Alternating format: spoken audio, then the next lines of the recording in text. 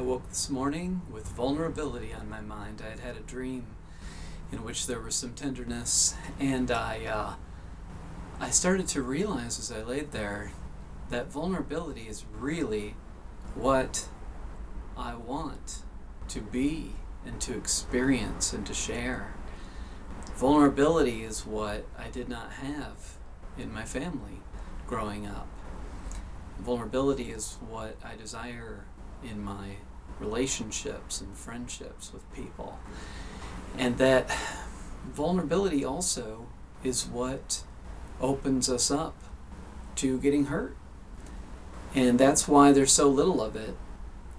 There's so much cynicism, sarcasm, and snarkiness on the web. People's little comments. And there's group norms in which protecting yourself and being cynical and being sarcastic are norms and expected. And vulnerability is met with uncomfortability. And so it's not reinforced when it's expressed.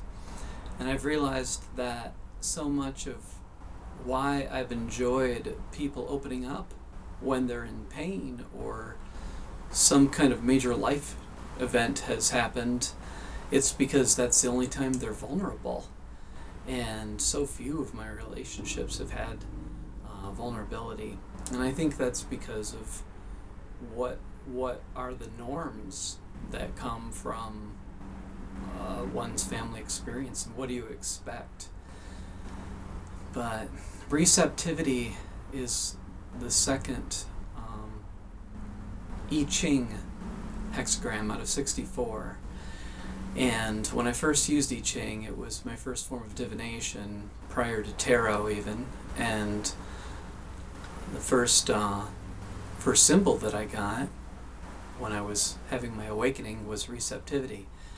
And then there was this guy, I was in Tempe, Arizona, and there was this guy, maybe late 60s or 70s, his age was, named Richard, who would wander around and he would talk to people, and he was into humanistic psychology and was a very interesting, contactful, mystical kind of person.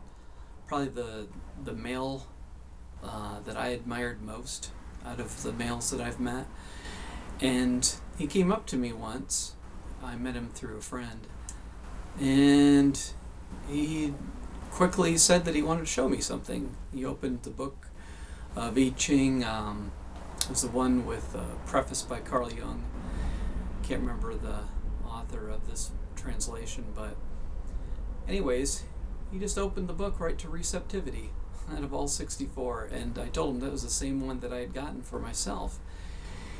And I think that there was such symbolism in that magical moment that it was a lesson for me, that to learn to be receptive. I mean, so much of my life as a business person has been about action. I believe it's the first hexagram is, all straight lines. That's action. And then receptivity is all lines that are broken, that have a hole in the center.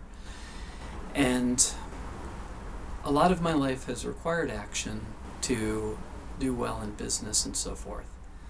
But receptivity, it was all for creating a space for receptivity. And I think my draw towards receptivity / vulnerability / tenderness, it's part of why I tend to get along, generally speaking, with women more than men, because a lot of men feel that it's gay or it's just not cool to be vulnerable. And I think that in general, though, it's not just a male-female dichotomy. I'd say over 95% of the interactions that I've had throughout my life are not founded in vulnerability. They're very protected. But to be vulnerable and to spread vulnerability through bringing out vulnerability in others, I believe that's a big part of what I want to do with my life, is to encourage vulnerability. Because if life needs to humble us and to challenge us into that state of being vulnerable, it will. No question about it. The challenges that we face that humble us and that bring us into tenderness and empathy and so forth, I think that's the way that we have to move, because life on this planet is not just about survival anymore. It is about moving into empathy, moving into contact and connectedness. In the spirit realm, there's no abrasiveness or aggressiveness or harshness from which spirit entities need to protect themselves. So there is pure vulnerability. And any aggression that we project onto God, or these fantastic kind of imagined entities that come from our mind, the demons, devils, and scary ghosts and freaky spirit things, that's human stuff. I don't believe in that stuff. I believe that spirit is vulnerable and gentle, and it's trying to move into our world to bring its gentleness and tenderness to our experience. But we have to be open to it, and we have to be willing to live without armor. And yes, we set boundaries. Yes, we protect our energy. Yes, we learn how to take care of ourselves so that we are not dependent and create the resentment that leads, that comes from dependence.